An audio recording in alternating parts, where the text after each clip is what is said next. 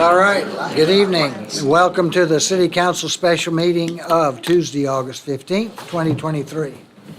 There are 3 items on the agenda, and I'm going to choose to do number 2 before we do anything else. Mr. Purinton. Alrighty, wanted to bring council a couple items relating to the 718 North Border Shelter relocation update, and also a little bit about what staff recommends to do with the current shelter in the meantime as we prepare 718. So this is the 718 portion of that. Just to give everyone some background, June 13th, the budget meeting, City Council allocated $500,000 for the 718 renovation. On that same day, Council had a special session where staff was directed to begin preparing 718 for relocation of the temporary shelter location. Then we came back on June 27th with some more information now that we've been able to walk the building and get some estimates. We would say we would need to rezone it 90 days with zoning in effect October 26th, and then we could go ahead and get started on construction. That has already been started. We did meet the August deadline for that. We've had pre-development now. We've had planning commission. Estimated completion with construction and everything would be summer 2024. And this is still a rough total construction cost would be 1.75 to 2 million. August 10th Planning Commission, they did vote against the rezoning. Some comments generally just from that Planning Commission and the commissioners on that item. They had concern about the impacts on the surrounding property owners. They were concerned that the city does not have a plan to address the negative impacts on surrounding property owners.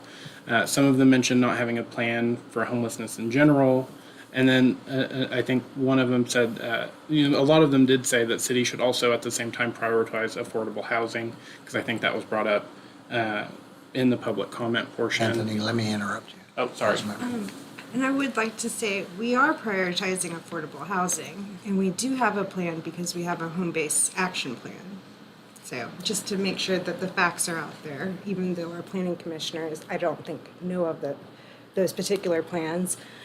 So continue, please. Yeah, I just wanted to let you guys know, for those of you who may not have been there, I know several of you were, why they kind of voted that way. This was just a very general summary. And then the protest percentage, I don't have the current numbers, but as of the Planning Commission, it was at 53.3%. And I'll hand it over to Catherine to talk about this. Yeah, so we received an offer to purchase 718 North Border from Cleveland County today, offering $500,000 plus the payment of all closing costs, which I think will be between $10,000 and $25,000 on the high end. They provided some estimates for some repairs that they believe would be needed. It's about $400,000, a little less than that. But they also noted several additional repairs that they believe would be needed, including replacement of half of the HVAC units, the boiler, some insulation, inspection and possible repair of the elevator, and then some electrical issues that they would want to inspect, and then, of course, repair if they needed to. Just wanted to, you all know we've done appraisals of this property before, so I wanted to give you that information. In 2020, we received this property based on an appraisal from the hospital at $1.24 million, and it was part of a larger plan to clean up the Porter Village campus. We owned a lot of lots, they owned a lot of lots. Previous iterations of the trust authority owned some lots, and so it was a cleanup effort, and then we ended up with our senior center land, and then a payment in cash and 718 North Border.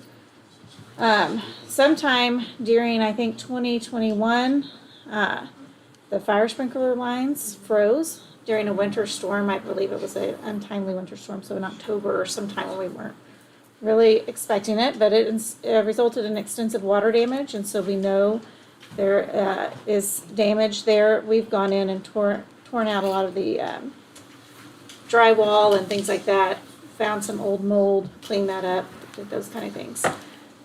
We had an appraisal done recently because there has been a bump generally in property values in across the country, really.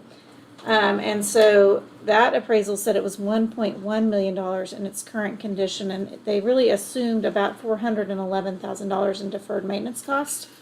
So 1.1 in its current condition, 1.5 in a fixed position. So I wanted to bring that offer to you tonight because we just received it today to get your initial feedback. It is a little strange talking about it in an open session, but the executive session provisions of the Open Meeting Act only allow you to talk in executive session about acquisition of property, not sale of property. So, So, Go continue. ahead. Alrighty, and then at the same time, because as staff was getting 718 ready, we did come back and we did mention that, again, the construction's probably not gonna be completed until the summer of 2024. Once we knew that, and once we kind of got direction from council, we got put the shelter contract on a month-to-month. So it seems like council has expressed an intent to keep the shelter operational, not just in the winter months.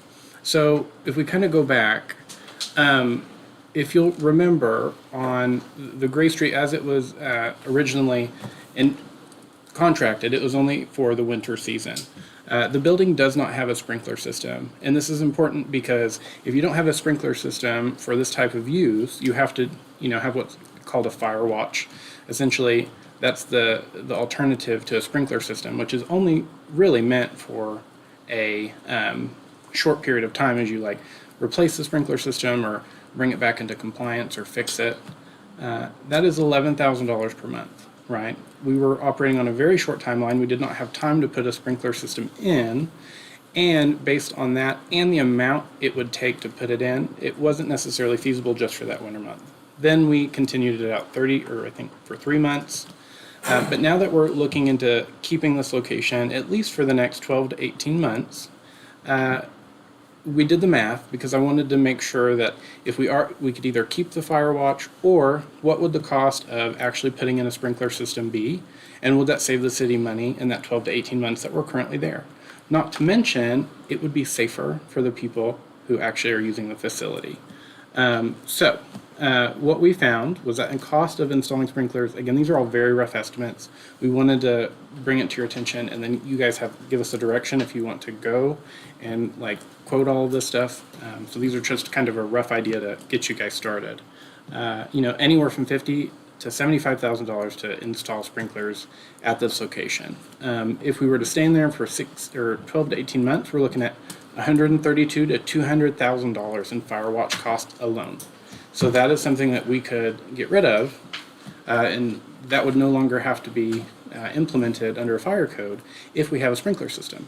So for those, 12 to 18 months, we could save a little bit of money, and the building would be more safe. And you're probably going to be able to increase your capacity due to that fact, because now you have it sprinkled, you're up to a fire code. We would like to kind of get there anyway, just from a public safety perspective, but it also comes with the benefit of we can increase the number of beds we have available. Councilmember? Adding a sprinkler system would make it much more desirable long-term for the next tenant, whoever you sell the building to. it's definitely a value added Yes, it is. proposition. Councilmember? If we opt to add the sprinkler system, would we have a lapse in service at the shelter? Would we have to shut the shelter down for it to be installed, and what would the likely timeline of that be? So if that's something that council is interested in us looking at, we would definitely get that. Right now, we don't have that. We really need to do a little bit more digging, because we need to know, and we probably need a couple of estimates in order to really understand. We're hoping that it's not a long time. And again, if we do something like this, we would want to get it done before winter sets in the fall months, because if we're going to be out of service, we want to make it to where it's during a period that it's a little bit more safer to not offer the service. And it's entirely possible, Councilmember Schuler, that it may take longer to do an installation in occupied space, but it's basically not occupied during the day. So they'd be able to move in and set up, and if there is a disruption in ceiling tiles and that kind of thing, basically the system's dry until everything is complete, and the conversion, the cutover to a fully charged system can all take place typically in a day if everything goes as planned. So it's very possible it could be done without a disruption in the service, other than the aesthetics, which are not fabulous in the facility already. So that's definitely a thing we would work on with the contractor if that's the direction council chooses to go. And we have the main to be able to support it? Yes, we've got plenty of water pressure out there. Councilmember Ball? Just very basically, can you explain what that fire watch actually entails? 'Cause I'm sure it's a little different than what some of us did in the military. Maybe. Let's see. I think I have it's included in the contract. It's pretty much the same. Oh, just somebody stating. Somebody duty. has to be awake, standing there, making sure that nothing. I mean, there's somebody catches doing on that there You- every day anyway, with people staying nightly, correct? Well, that's only because they don't have a sprinkler system. So they don't have a normal person that's staying, Well, so they there's have- no trouble or anything? They have security, but again, when you want that security to be in the habitable area, the fire watch has to go into even the uninhabitable areas of the building. So like the back area So that the small city patrol. used for storage, right? So they have to maintain a log, continuously patrol the facility or the facility, notify the occupants in the event of a fire. So they do have to actually be trained by the fire department. You have to check all exit doors. Basically, you're just on constant rotation. So, and they have 2, I think, employees or maybe more who are on staff who do that. But it is a considerable expense, $11,000 per month. So we would be saving money in the long term. And while we were at it, because again, I wanted to kind of check with, planning and fire to say, hey, what is this feasible, right? And kind of help them get me a little cost estimate. I did, you guys didn't ask for this, but I thought that it might help, because Hold we're on a going to minute, get. Anthony. Oh, go ahead. Did you have a question, Councilmember? Well, I was just gonna ask, the sprinklers are for night only, or would you need them in a day shelter situation too? Both. Okay, so in 109 West Grade, that doesn't go all the way to the couch building, or is it considered all the way to the couch building? So there are three parcels, 4, if you want to think of it this way, discrete buildings that have now been connected. So all 4 buildings are connected. They're kind of like, it's kind of like a strip mall. We believe there's a fire separation between each building, so there are 4 internal structures. Again, we have kind of incorporated them and made them into one. Well, more likely 2 buildings. The couch center being a little bit more separated than the other 3, but they are all connected. Would they all get the sprinkler system? So it depends. Right now, if it's just the area, we're not. It depends on the direction council wants. I think we could likely only do the habitable portion plus the back of any habitable portion, because there's that fire separation. But that is something that we would want to check with any, contractor to see if that is doable. If we need to, I think that if we need to sprinkle the entire 4 buildings, it would still be more economically efficient than paying for fire watch. Thank you. Mm-hmm. Yes, sir. I'll just add, if there's a firewall separating the 2 spaces, you just have to sprinkle the one Yeah. occupied Yeah. space, so by code. But again, since we've opened up those spaces to access all of them, we might have to do something. But again, that's going to be as we go through that process. Yes, sir. I'm just gonna note that, 3 of them are connected, like you can walk through without going outside. The couch one, you have to walk outside to get into. I think you can maybe get through the back, Through the back. but the occupied space, the 3 of them are connected to walk back and forth, but it's not accessible to them or the public, I guess, Yeah. without going around.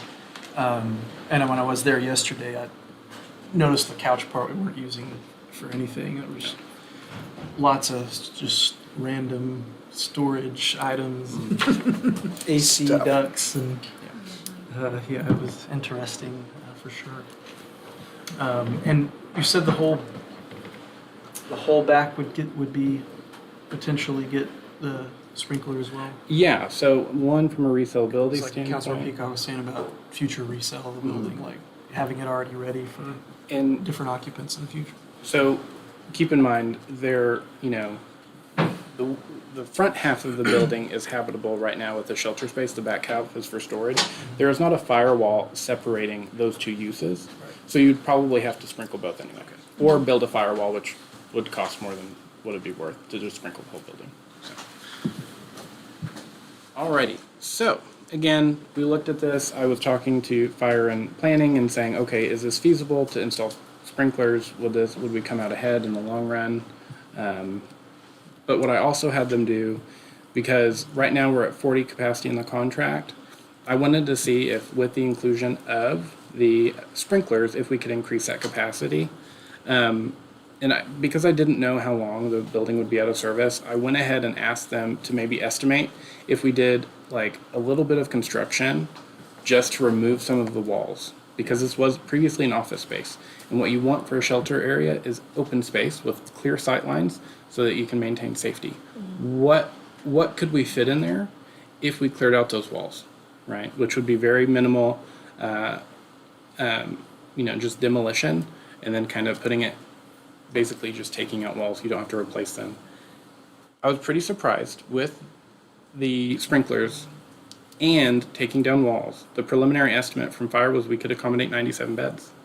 One of the, good things about this location that 718 might not have, you do have much more square footage in 718, but we can still use the bunk beds here, which does dramatically increase the capacity. We're still unclear of whether or not we'll be able to put bunk beds in 718. But that's how we got to the 97, because of those bunk beds, which are really great. And you basically have a 2-story interior with the current 109 West Gray Street location. Now, again, this is not, like, we haven't necessarily brought the contractor in on this. She's out of town. They'd probably want some areas for offices. So this is like probably the very preliminary estimate for the max capacity if we took out all the office space. They might want to keep 1 or 2 office spaces in order to do some case management. If that's the case, you might be losing some beds there. But again, you'd be getting that case management space, And which you would Anthony, need. we seem to use over that number. That 40 may be the rated time, but we have 50 or 51 persons in there at a time. Is that going to proportionately increase that, and would that still be okay with the fire marshal? Yeah, this was, the preliminary estimate I got was from the fire personnel and planning. Okay. Who would do like the occupancy load. So this is what we could get, and this is maintaining passive egress. And basically we're placing the bed on the map of the floor plan and saying, okay, do we still have the amount of necessary egress? Do we still have the amount of exits? And that's what we have. So pretty surprised what you could put in there with, taking down some walls, but not all of them. What this would also do, and this is great from a public safety perspective, sealing off that back area of the building, because Firewatch no longer needs area to the back half of the building, which isn't AC, it's not air conditioned. We unfortunately probably couldn't use that for habitability purposes because of that. But we also want to make sure there is a strict barrier between there, so no one's getting back there, right? Which has happened a few times. So that would kind of, keep those spaces separate, and it would be better from a security standpoint. I think it would also, if you open up those spaces, you can improve the airflow for the HVAC, which, when you put a lot of people in there, it can get kind of hot. And we also increase sight lines when we take away walls for security. So, again, we were thinking the upgrades, if that's what council wants, should be limited to what is achievable before we get into the winter season, because that's the main time that we want to offer the service. So that is something that staff would be looking at. This is something you would, Councilmember Schuler, that would likely need some downtime in order to achieve those upgrades. We did get a very preliminary cost estimate just to get you guys started, to see if you want us to get more information. $200,000 is what it would take to get that to where it needs to be, to get these options and to achieve And that what you see here. includes 75-ish for fire sprinkler? I believe so, yeah. So, I think, so this is just, that's just, we wanted to bring that to your attention because, this is just stuff that we've been looking at. This is an offer we got, and then also the improvements to Gray Street, just kind of a smorgasbord of options for you guys to choose from. Councilmember Hunt? Are we allowed to sell 718 for less than appraised value? Even though we didn't pay anything for it? You can to another government entity. Okay. I would not advise you to do that to a private entity, unless it was part of a bid, and maybe that was the highest bid you got. We would definitely want to go through a process if we were selling to private entities. So so if the county's offering 500 and it needs almost $500,000 in repairs, and the appraisal is 1.5 currently, so I don't know, that's not too large of a delta, I don't think. Or I don't know of another use potentially that we have for it. So right now, Do we know what county Plans. And if we're not on the hook for having to pay for anything to fix it, so. Yeah, I think it's office space, just overflow office. Councilmember Green? Can it be phased at all, just out of curiosity? Which one?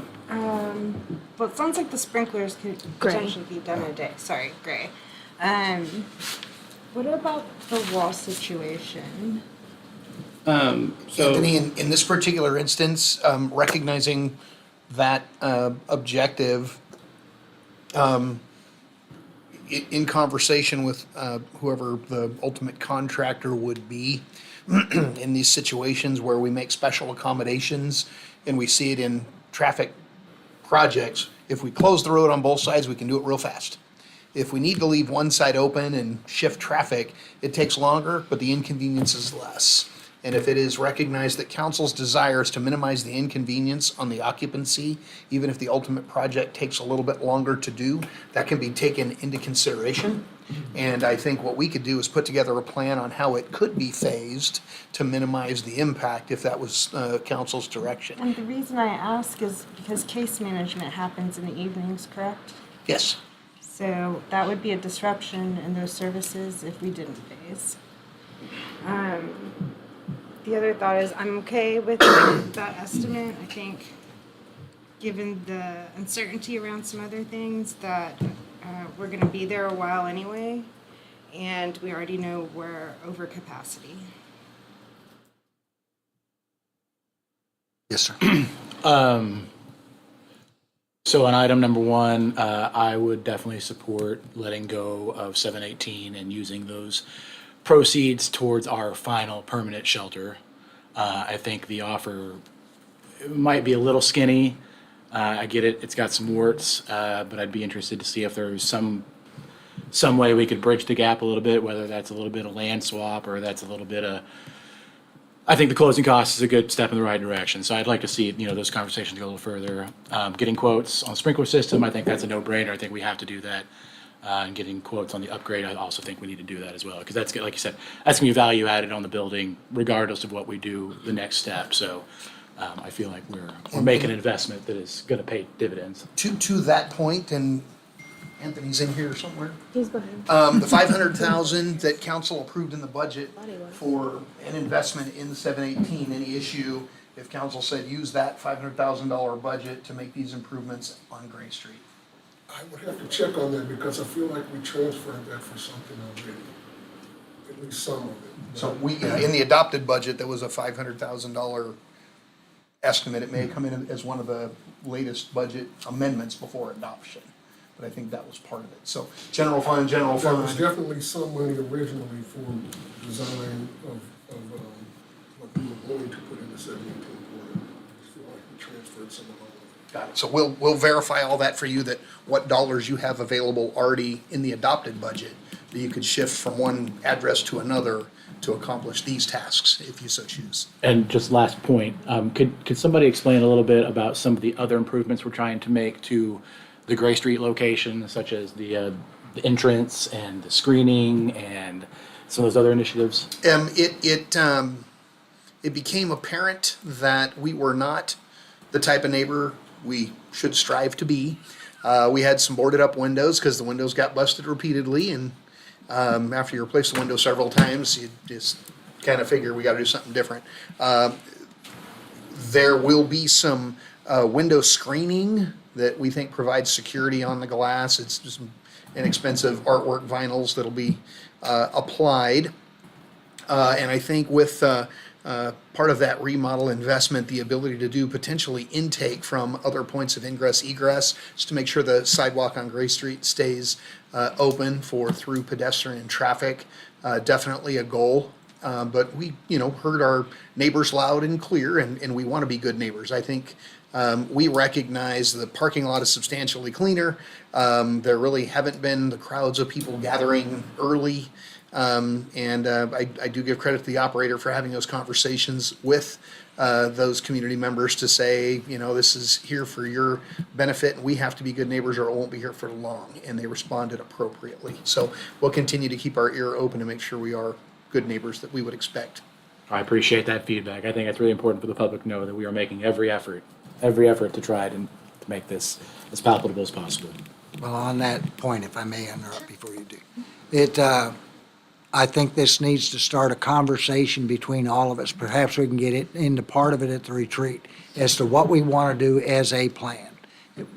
Taking the things that we have, taking what we know now, taking all those things and sitting down and talking about it as good administrators and figuring out what we really want to do and be able to get a lot of public input into that, get a lot of other kinds of input so that we can do what the people want us to do. Councilmember Schuler. Yeah, I mean, I think that's that's a good thing that we need to do. Just kind of, I guess, piggybacking off of Councilmember Peacock, I do think that based on these three, I'm for going forward on the conversation with Cleveland County about the purchase, and then getting quotes on the upgrade sprinkler system and things that need to happen at 109 West Gray to increase capacity and to make it safer for the guests. I guess my question is about the sale of 718. I remember us having a conversation that money was supposed to go to our senior center. And so we backfilled that with general fund. Correct. So is that what you're saying, that money That's for the what sale I'm would need to suggesting. go to backfill that whatever costs that we took from the general fund for the senior center? So it necessarily wouldn't be able to go towards a future shelter. That's what I was just explaining. Yeah. Yeah.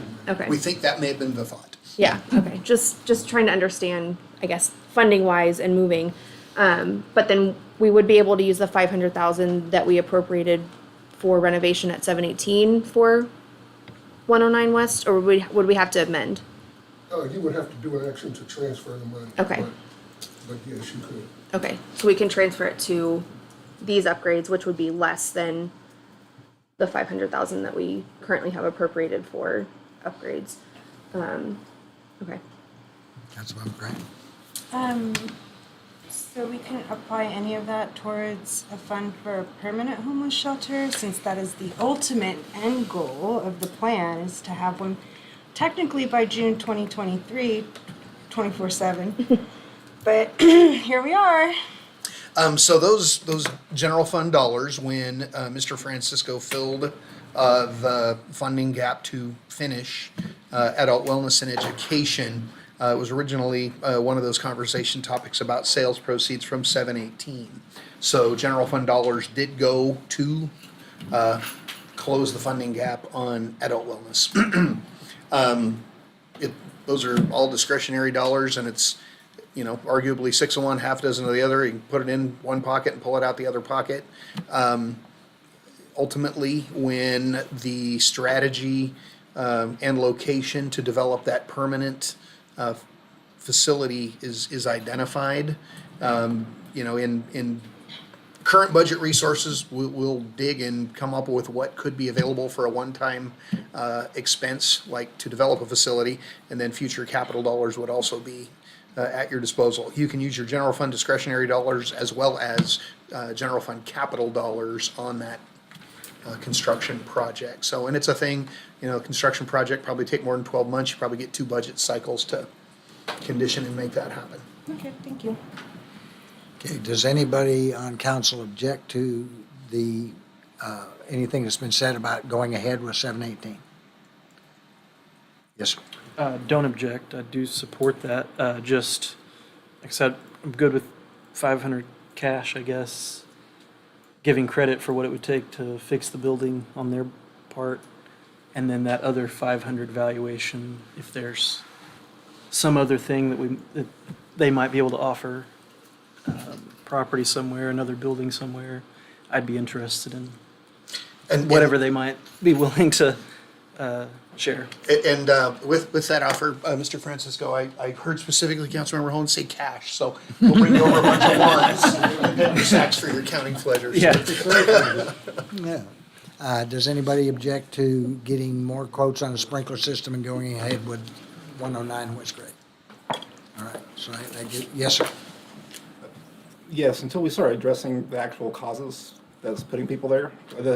According to our home base, the second most requested service from the homeless our mental health and substance abuse programs. I mean, well, we got the we're top 100 cities because of our affordable housing, so we're doing a great job there. So until we actually can solve that, I won't support the renovations 109 Okay. personally. Well, looks like you've got direction. Thank you all. Item number 1. Well, do you need time to shift? I don't actually have a PowerPoint, so just. So no. I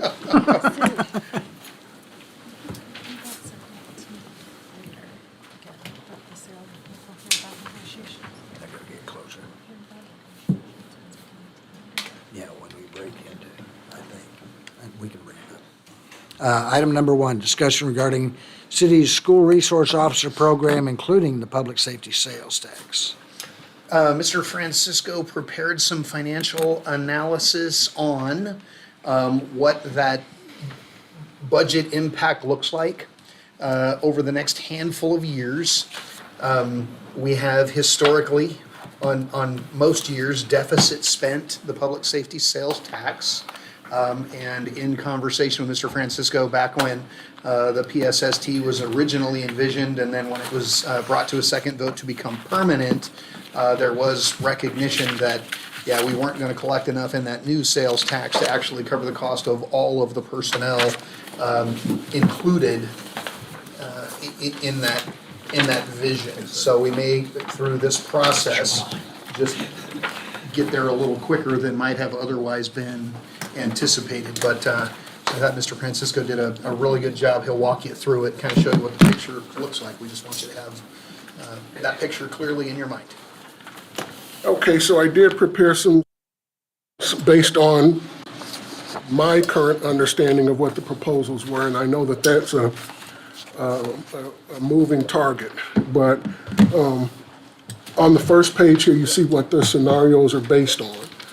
The first one is kind of the current situation. You'll see a fund summary on the next page that is just in the adopted budget. That's what we have already. A couple of things that I would point out there is that we are not assuming any capital outlay expenditures in fiscal year starting after '26.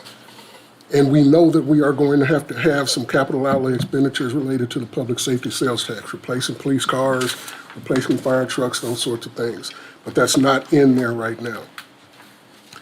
Scenario 1 is the addition of Fire Station 5 as we're mandated to do under the public safety sales tax. And you'll see that we made an assumption that the cost of that facility would be $6 million.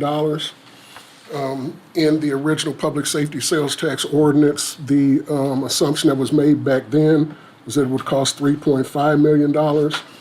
The most recent estimate that I have from the chief was actually $6.5 million, but I kind of backed that down a little bit, and you see that I did a little short-term construction financing when we get to that scenario.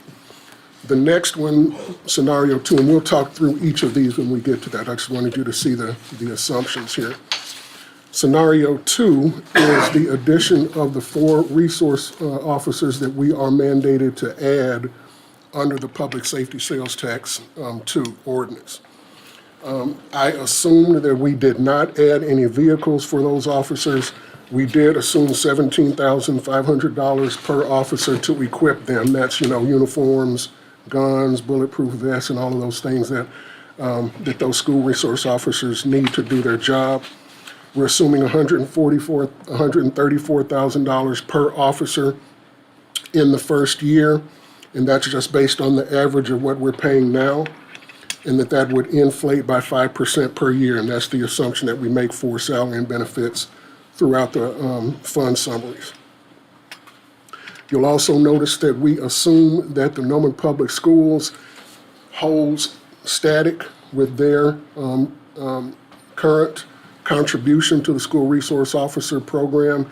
It does not increase for those 4 additional officers. And we just continue with the 5% increase to that contribution in each year. And then scenario 3 is based on what I understood to be the proposal now, that we would add 13 additional school resource officers. We made that assumption starting in fiscal year '26, we'd add 7. And in fiscal year '27, we'd add 6 more. And that again was based on Chief Foster's assumption that we just can't fill the positions that quickly. So it's in fiscal year '27 that we will be fully staffed, or at least allocated full funds for full staffing to place school resource officers in every school. Okay. We have kind of talked through scenario 0. One thing that I would point out there in column F, this was the preliminary budget that was proposed by the city manager to the council. You'll see on line 23 that we had $323,000 for capital outlay expenditures, and that's kind of what we have assumed we need to have each year. Council by amendment increased that in column F1 in fiscal year '24 adopted to $2,423,714, and that amendment was for that $2 million ladder truck that you added. So all of those things taken together, you see that we're projected to close this fiscal year with the fund balance in the public safety sales tax fund of $345,000. Scenario 1 then on the next page. One thing I would note is that there is no assumption of a subsidy from the general fund on line 10 in this current fiscal year. Going forward into fiscal year '28, and this is where you see on line A10, the addition of $6 million of bond proceeds. That's the construction money to build Fire Station 5. You see down on line 25 where we're going to spend about half of that in 1 year and the next half in the next year. That's just an assumption of a construction schedule. And then we have 3 years of debt service on line 26. That is with an assumption of 5% interest and 2% issuance costs. What is important to notice there is remember that this is kind of what we're obligated to do right now. And you see that in the starting in fiscal year '25, we're having to subsidize the public safety sales tax fund from the general fund again, in about $1 million in the first year, about $860,000 in the out years, and that is without adding the 4 school resource officers that we are obligated to add. Scenario 2 then adds those 4 school resource officers that we are obligated to add. We made the assumption here, and it is just that, it's an assumption. This is not, you don't have to. You can choose to add them later or sooner if you choose to, but this is the 4 that we are obligated to add under the public safety sales tax ordinance. We made the assumption here that they would be added next budget year, fiscal year '25. Under that assumption, you see that on line 19, the salary and benefit category of expenditure goes up by about $1.1 million. The interfund transfer from the general fund is $1.6 million in that year. And again, there's some additional capital outlay money to equip those additional 4 officers. Everything else from the previous scenario is the same. And Anthony, that equipment gear up, that's a one-time? That's a one-time thing, yes, sir. You see that where we are right now, adding the 4 resource officers, if you look there in the out year, in fiscal year '30, after we've done Fire Station 5 and all of that, we are projecting we're going to have a general fund subsidy of about $1.5 million per year that will inflate by about 5% per year to do what we're obligated to do right now. So again, we knew this was going to happen back when the public safety sales tax ordinance was passed. We knew that the public safety sales tax was not going to generate enough money to cover its costs. And that's why the ordinance says that it would fold into the general fund at some point in time, really once we have built Fire Station 5 is the current assumption right now. Okay, on the next page, which is my... Anthony, Yes, sir. just real quick, for those that aren't familiar, why haven't we built Fire Station 5 yet? We haven't built Fire Station 5 yet because we have not paid for all of the capital facilities that we have built all so far. So you know that we are under construction right now with the Emergency Communication Operations Center. That is the first of the last of what we call the critical capital needs. We did a debt issuance to pay for the first $1 million fire truck, the radio system, the emergency communications building, with the assumption that once those things have been paid off with that financing, and that financing matures on March 1st of 2027, it is at that point that we would free up money to do that short-term financing to build Fire Station 5. That's the process that we have been working from all of this time. And the radio system costs how much? The radio system costs like $12 million? 16? Yeah. And that was identified as the most critical Yes, sir. need in the PSST Part 2. Yes, sir. And then the Emergency Operations Center, the original budget was $6 million, but how much is it actually costing us? 20? Yeah, the entire thing's like 18.5 right? Okay. Yeah. And then Council allocated a lot of the American Rescue Plan money Right. towards that building. So we've done the two biggest projects, and then we've done 6 or 7 fire An apparatus ongoing fire replacements. apparatus program, yes, sir. So we haven't done Fire Station 5 because we had to take care of the two biggest obligations first, I guess, critical needs first. Yes. Okay, so scenario 3, and again, it's just based on what I understand to be the proposal to add these school resource officers to be put into the 17 elementary schools, which is adding 13 additional school resource officers. And we made the assumption that they would be added starting in fiscal year 26 and finishing in fiscal year 27. So that's why you see the increases in the line 19 salary and benefit category. In those 2 fiscal years, up to about $15 million, inflating at 5% per year. You see that given those assumptions and everything else remaining the same, the general fund will have to subsidize the public safety sales tax fund by about $6.5 million in fiscal year 29. And then after we spend down all of the bond proceeds, we will be subsidizing the public safety sales tax operation out of the general fund by about $4 million per year.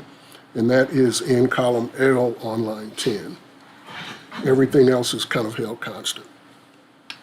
And Anthony, just for some accountant nerd clarification, the assumption that we would use the PSST fund as the home account for firefighters and police officers hired under this program, the 4 that the voters approved, there's no question this is where they should live.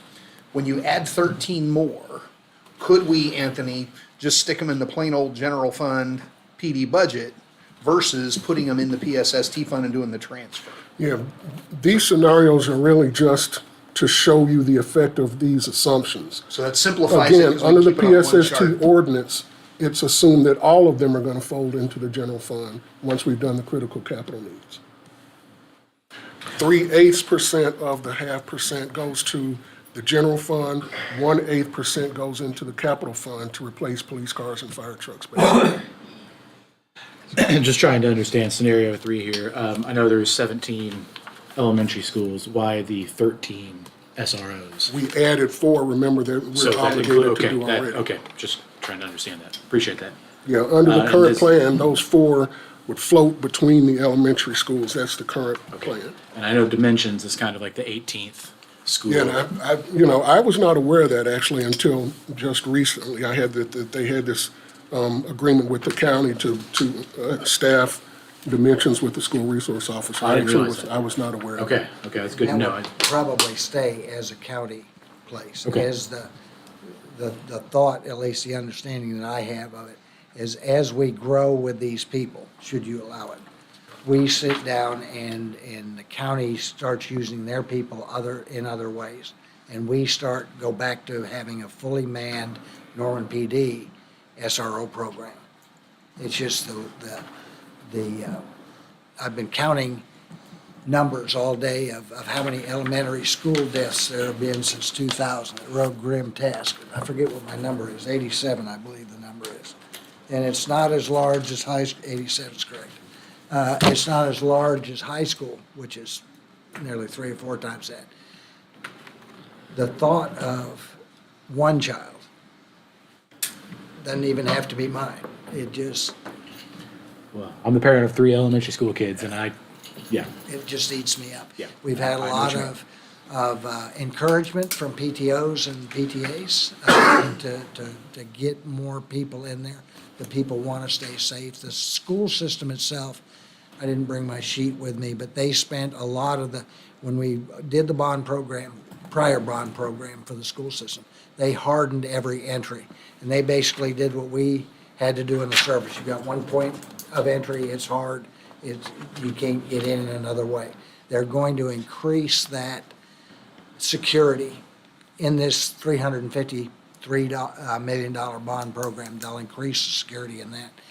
The problem that we had for making sure that we were doing everything that we ethically could to keep those kids safe was 17 officers.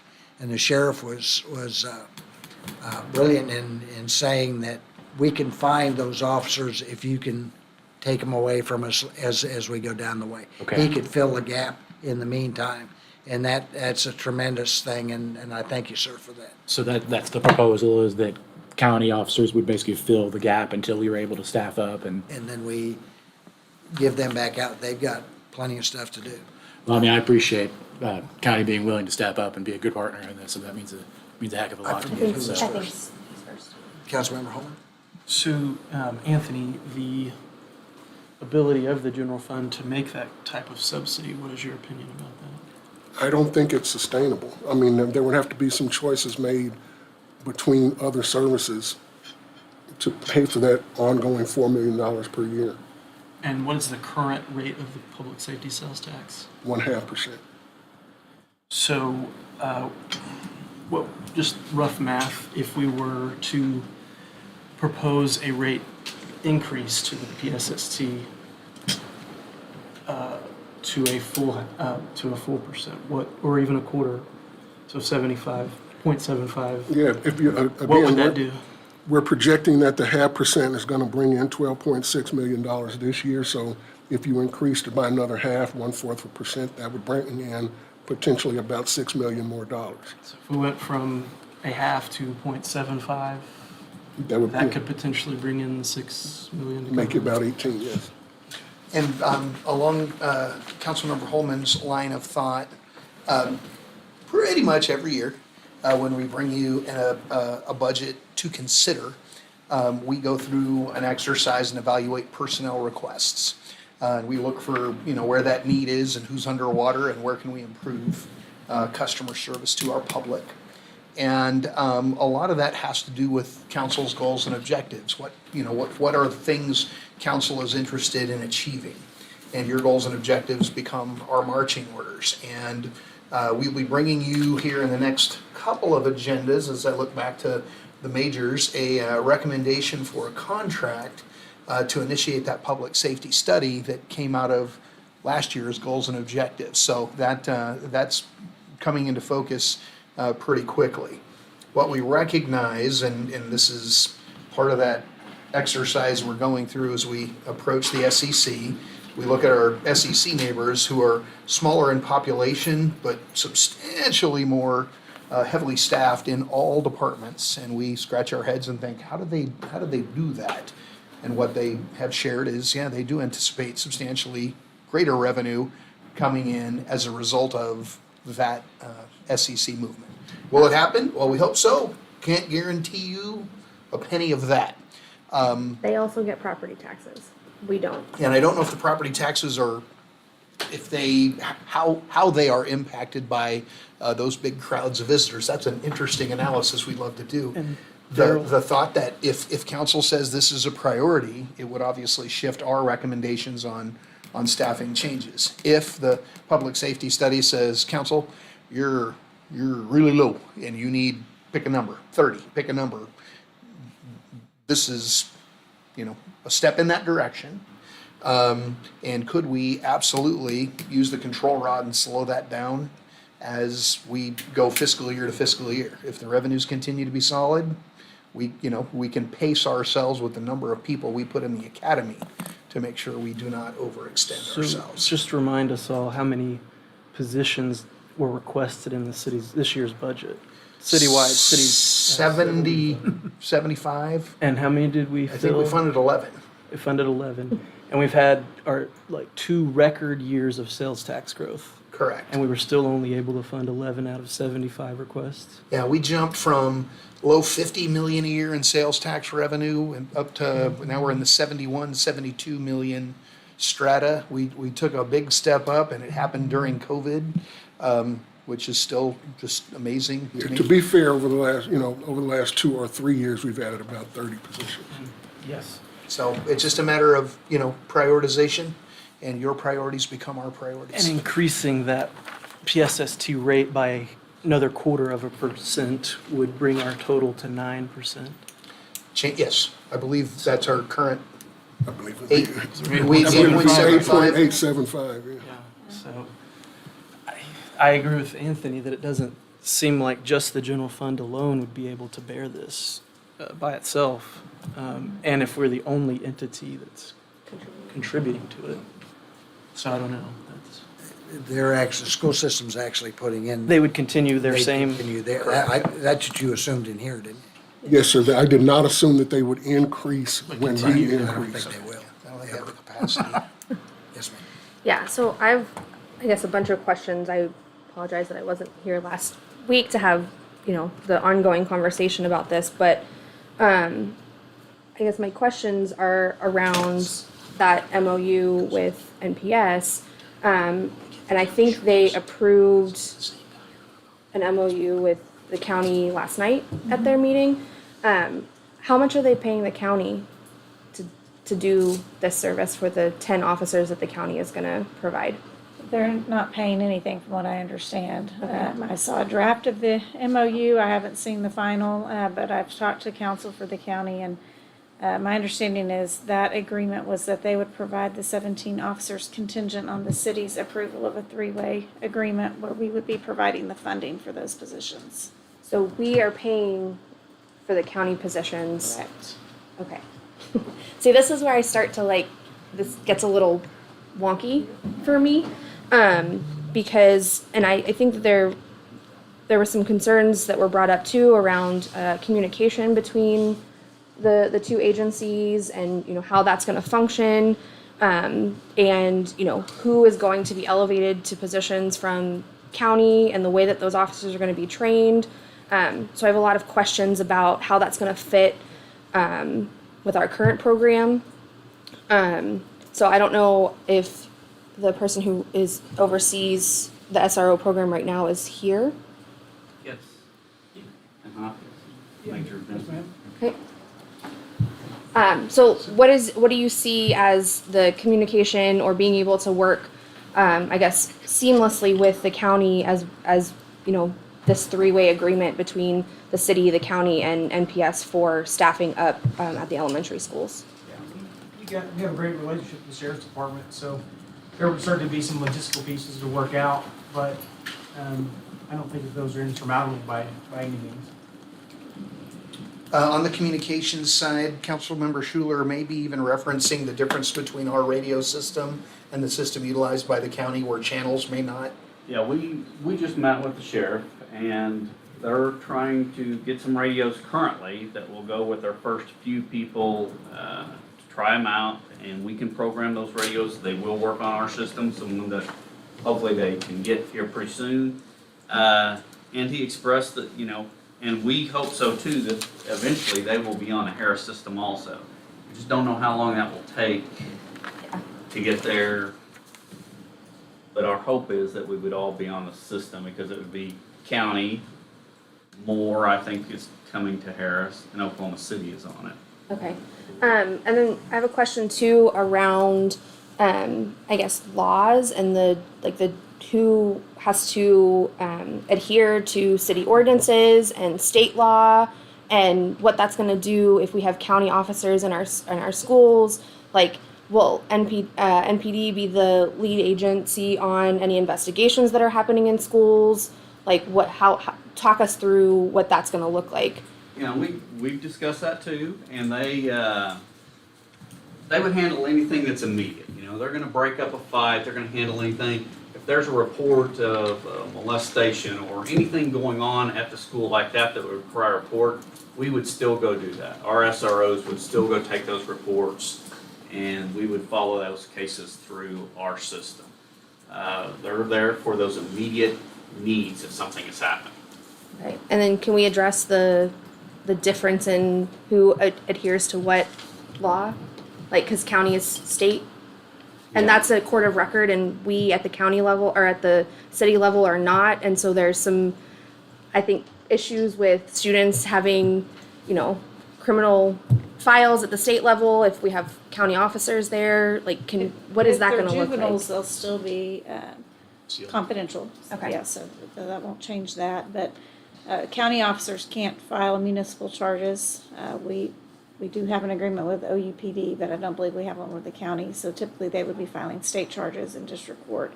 But like I said, if it's a juvenile charge, it's still treated the same as we treat ours. It's a confidential So are any of process. these items that we're talking about here going to be fully outlaid in the MOU and in the agreement? That would Are be they my hope. currently? Yeah. Because that was a, It's going to be a challenging MOU, I think, if we move forward with it, just trying to address we fill the positions and their positions are eliminated as we get the funding. But yes, our hope would be to address all of those things within the MOU so that everyone knows what the expectations are and that it's very clear. okay. And I just want to get on record, because I think there was some confusion about this, that NPS is not taking their money that they are currently funding the current SROs with, their half deal of the current ones. They're not moving that to pay, like, from paying us as the city to pay for the officers that are coming from county. That's correct. So we will be paying for the 10 officers. So how does that work in these scenarios? Because these assumptions are that we would staff up, 7 in fiscal year 26 and then 6 in fiscal year 27. Like, what does that cost? These assumptions did not assume any additional cost in fiscal year 24 or 25. So with this MOU, what is our cost going to be for our county? So year one, the anticipation, and I'll just have the sheriff give us a thumbs up or a thumbs down, it's about 1.2 million. And in year two, as we are able to staff up beyond our current staffing level, that contribution to the county would be decreased and our officer contribution would be increased, so. Okay. About 1.2 million. Okay, so we have to do a budget amendment for this fiscal year to do that? It would require a budget amendment for the current fiscal year. Okay, in the tune of 1.2 million. Absolutely. Okay, there's just a lot of moving pieces and, If it were simple, it would have already happened, I'm sure. yeah, well, and then, I mean, we were talking about the 3-year pilot project from the state, right? That the school would get roughly $90,000. What are they, so that the school is the recipient of those $90,000, are they going to turn around and pay the city for the amount of $90,000 because we are now funding fully $1.2 million for 10 officers from the county that they are not paying for? Yeah, I think the intent is that winds up going into the same bucket for that school resource officer program. So it comes back to We think us. 90,000 a year, each of the 3 years. And then, we'll see if that winds up becoming a bigger state mandate, a bigger unfunded state mandate, or a bigger mandate maybe with some more state funding, so. Yeah. I guess my other question too is I wish that well, I guess I should say before, is there a representative from NPS here to talk about this, since they are another member of this 3-way MOU? Because I don't think, we've had several conversations about this, but yet to have the public school system have a representative to talk about what it looks like on their side. And I think that that's an important piece of the conversation that we're also kind of missing in this. Like, I appreciate that the sheriff is here and, you know, being a part of this and hearing our concerns and conversations, but I think that someone from the school system needs to, and to really understand, like, why the push now and what they're hearing from their parents and from the community. Like, I think that those are really important conversations. And I feel like this has gone super fast. And, you know, I understand that safety, children's safety in schools is like of the utmost importance. And we want to make sure, you know, they're starting, I think back to school night is like tonight. And, you know, we don't have a lot of time to kind of get this rolling. I guess my last question, and then I'll turn it over to somebody else because I've taken up a lot of air. Right now, we are currently having SROs that we're using overtime to kind of rover between our Yes. elementary schools. Yes, we've got the 8 that's in the high schools and the middle schools, and we have the lieutenant. And we have paid overtime over the last year, and we plan to this year for those 4. It would be the 4 additional that was approved by the voters for the PSST. We've been paying overtime for them to be out there to row through that. Do you have an estimate, maybe off the top of your head, of how many overtime hours we've paid typically in a year? For that, For that. those 4, it's a little over 3,100 hours. Okay, and that would be the cost of roughly 2.25. officers? Yeah. Okay, so we're currently paying for about 2.5 SROs with overtime. And so would the idea that that money be shifted into these kind of permanent full-time positions? Yes. Or if the 4 on the one scenario Yeah. Anthony gave, we wouldn't need to do that. Okay, I think, yeah, that's good to understand. Thank you for, Councilmember Montoya? So when will the public safety study be finished? Gents, did the proposers give you a timeline in their proposals? Yes, sir, they did, but I'm cautious to share that because what they propose and what I'm hearing in the real world are different. They're saying somewhere between 6 and 9 months. Talking to our Oklahoma City partners who are also walking through this exact same process, they said they're just pushing 12 months. Bigger city, maybe more moving parts, so that probably could be, but I'm hearing 6 to 9 months.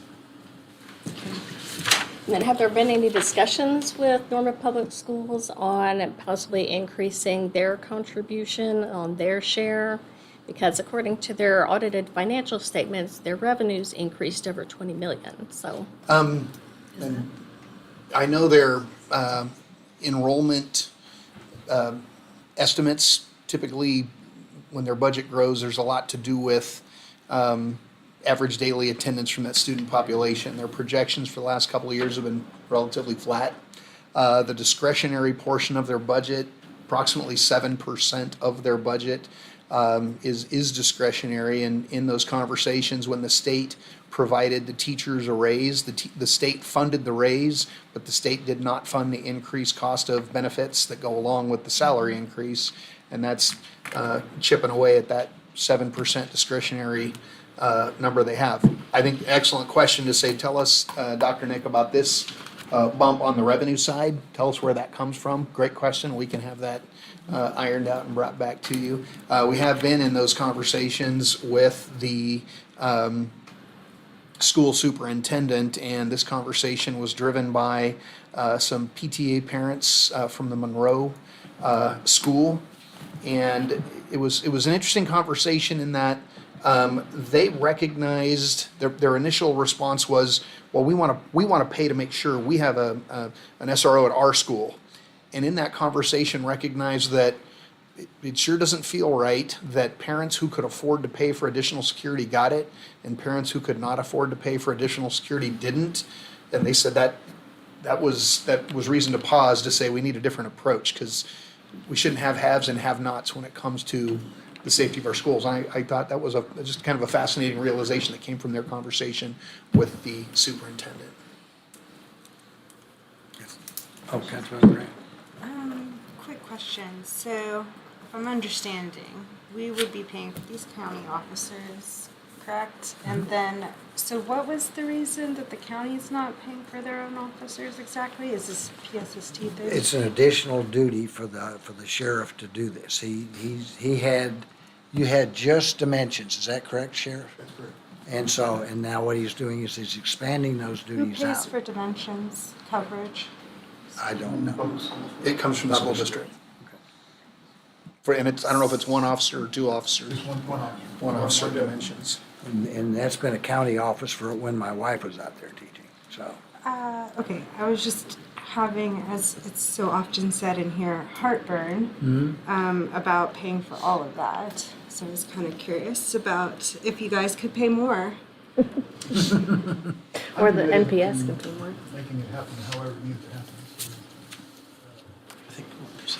So, and Sheriff, if I'm not mistaken, you are the recipient of the budget adopted by the commissioners. You don't have any budget authority other than what they give you in your operating budget. So that request would be So a NPS request would- of the commission. And we're saying NPS couldn't actually pay for more than dimensions or more NPS, and this is why we're looking at this particular funding route. Correct. Okay. I'm speaking for Dr. Nick, and I shouldn't, but what he's explained to us is that he doesn't, any discretionary funds that he has, he tries to turn back into building maintenance and all kinds of other things like that. He doesn't have any more money to do this, and then particularly not do it on a steady basis. That 9,000 or 90,000, whatever the thing that comes up, is gonna be a bump, but it's not enough to really do anything with. It's a great idea from the state. I think the idea behind it is wonderful, but where's the money, honey? And so, we'll find out. Did that answer your question?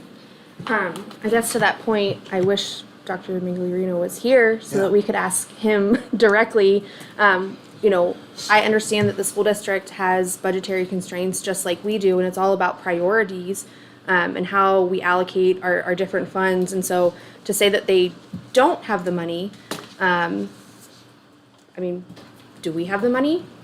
Is another question too. So I think that we have to have some more discussions about what is their budget situation, and I would like to hear, him come in We can surely detail and invite him. just to describe kind of what that looks like for them and why all of that. I guess my other question is, we have 17 elementary schools, and the county is proposing to have 10 officers.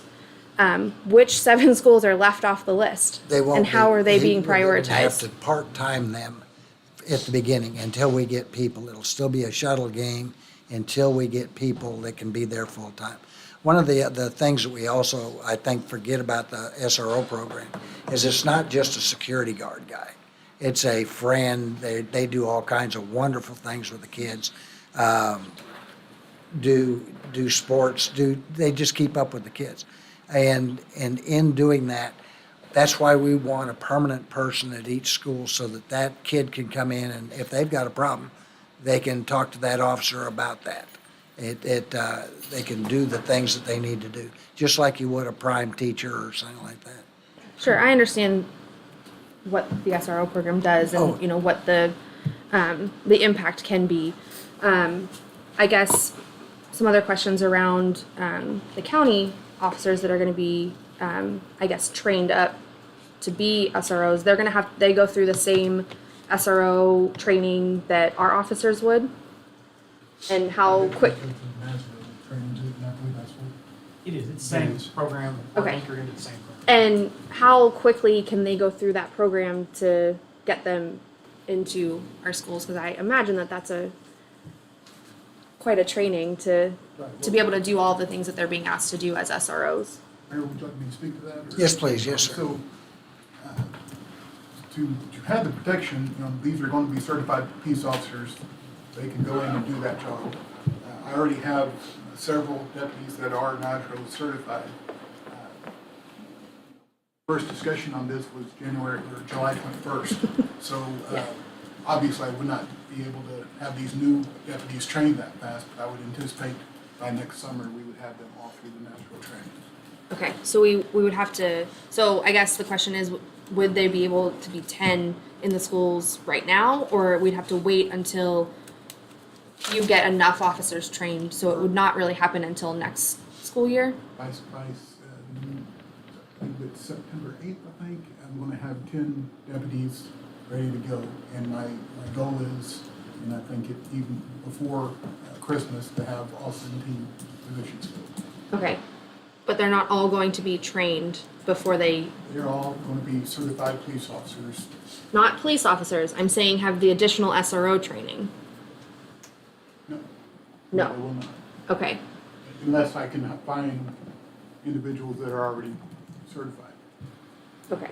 And then I'd be interested to see what the plan is for the 10 officers and how they're going to split their time between, our schools, just because I think the conversation about, we don't want to have have-nots and, haves, I think that is going to be really important to see how that mix and that blend is going to Can I be. speak to that, Mayor? Yes, please. Yes, sir. Yes, please. So Norman Public Schools has prioritized which schools that they want officers in immediately. And it's based upon the location compared to other schools that are nearby.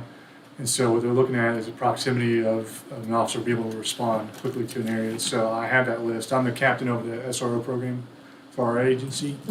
I can provide that to you afterwards, but it was all designated by them, depending upon how quickly they wanted a response to be there. So it's all prioritized all by them. Okay, perfect. Thank you. I appreciate that. Yes. Yeah. Councilmember Holmes? Yeah, on that similar question, I'd asked kind of last time and didn't leave with a real clear. So the deputies and the Norman police officers would go through the same program of training, but would there be a collaborative training with our SROs and the deputies? So like real live training situation, they're working together, they're getting to know each other, I guess, that type of Yes, situation. and so we are in the process of doing that. Obviously, I mean, this has been a pretty acute ordeal that's just popped up here within the past few weeks. Yeah. We are going to go off and meet with their SROs. In addition with that, talk about some of our procedures. They've already gone through some NASRO training together also. So they're aware of some of the officers or some of the deputies that are coming over and assisting with this new endeavor. And to answer some of your questions, you asked earlier like how the operation is going to go. Yeah. So we've pretty much, we're going to maintain what we've done from years past. So we'll continue to respond to the calls at the schools. We'll do the reports and then send it over to our investigative unit. We'll work in conjunction with the deputies that are there at the scene. They're going to have their protocols in place too, to where they do information reports and they keep track of their stats. And so nothing's going to change in regards to how we respond to incidents within the schools, whether it's taking a report or if there's something that's going on right there at that moment.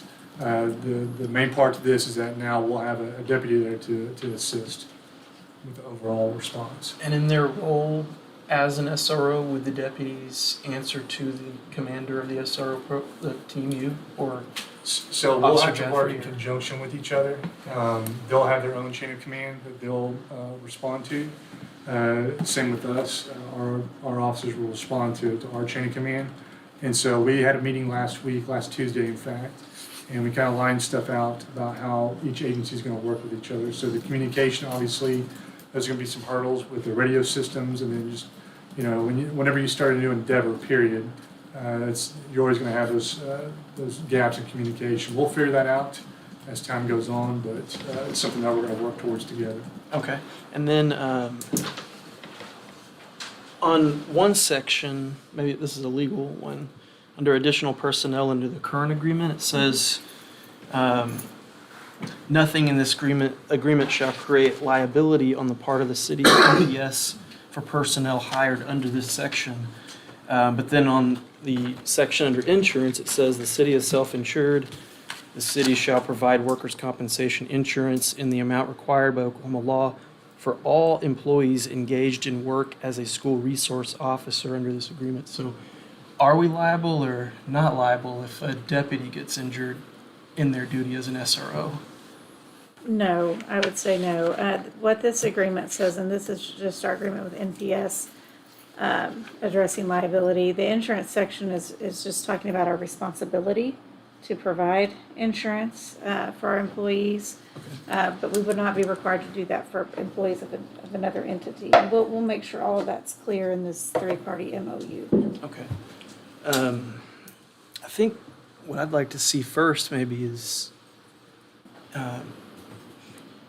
it's voter approved. I'd be okay even if Norman Public, it's kind of a change of my long-standing stance on this, but if Norman Public Schools is not able or willing to contribute to the additional 4, I'd be okay with going ahead with those right now, especially since we're spending 2.5 on overtime already. So go ahead and get those filled, fill that obligation with PSST, and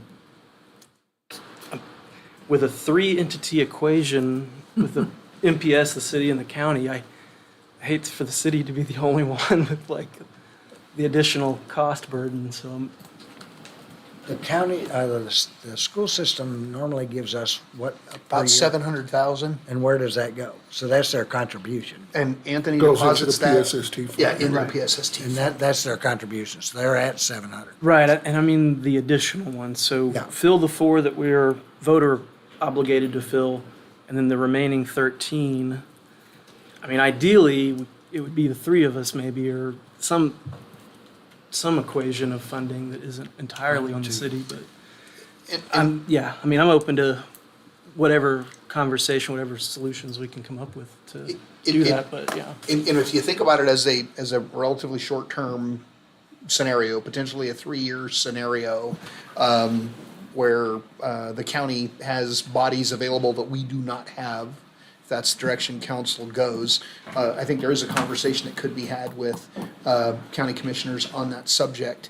And I would also think that we've got conditions, and why did we not hire those 4 earlier? It's because proceeds were not available.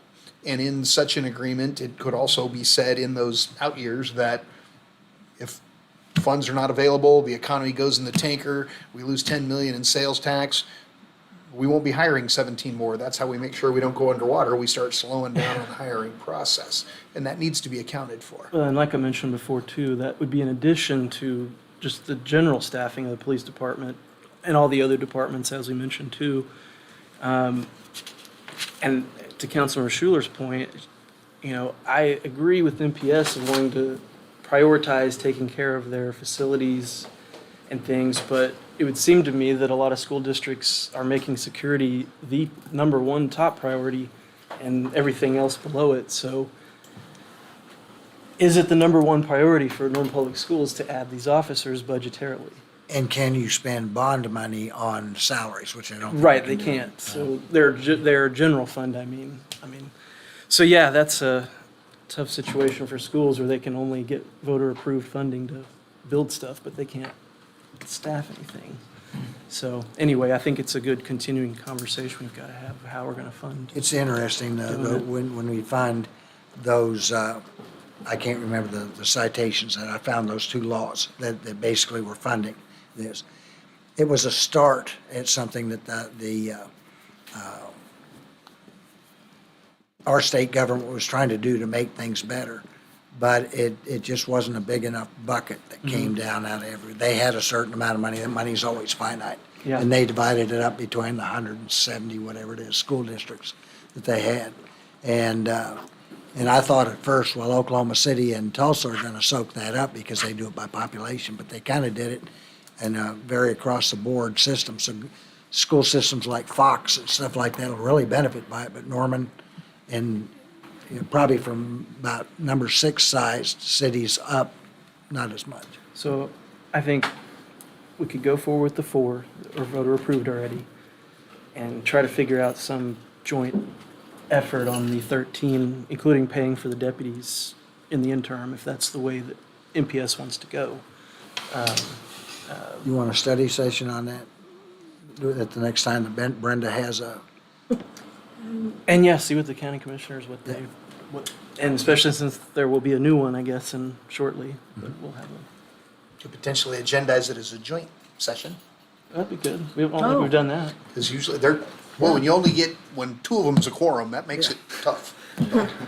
We have MPS, county, and city council all together in a joint session. May not have ever There'd be happened. too many important people in the same room at the I don't know about that. Councilmember Peacock, you had one? So I agree with a lot has been said in here. I want to again state that I am a father of 3 elementary school kids, so I fully support getting elementary schools completely staffed up with SROs. I've got a little trepidation with the financial side of it. I think Councilmember Holman's comment about a potential PSST 3 or an increase to that subsidy might be a route worth exploring. But I think, yeah, having this 3-way conversation with everybody at the table is really going to be the best next step. But support it. Just want to kind of figure out some of the nuance to the program.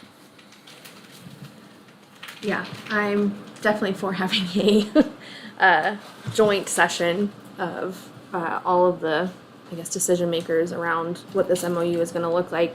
I guess I have a little heartburn about the accountability piece because, you know, through our structure and hierarchy, our police department, reports directly through the city manager, through the chief, and then, you know, to us, and we're kind of that oversight on policy, and we get to ask questions. And if we have a different reporting structure for our county officers that are going to be in the SRO, like I don't know how, like, we have, I guess, authority over asking for accountability when something, God forbid, goes wrong with that. So I'm really interested in, like, what the nuts and bolts of that MOU are going to look like.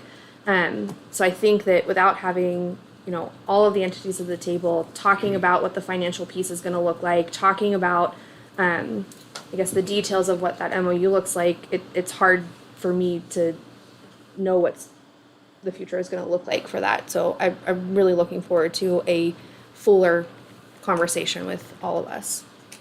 We can arrange that. All right. Anything further?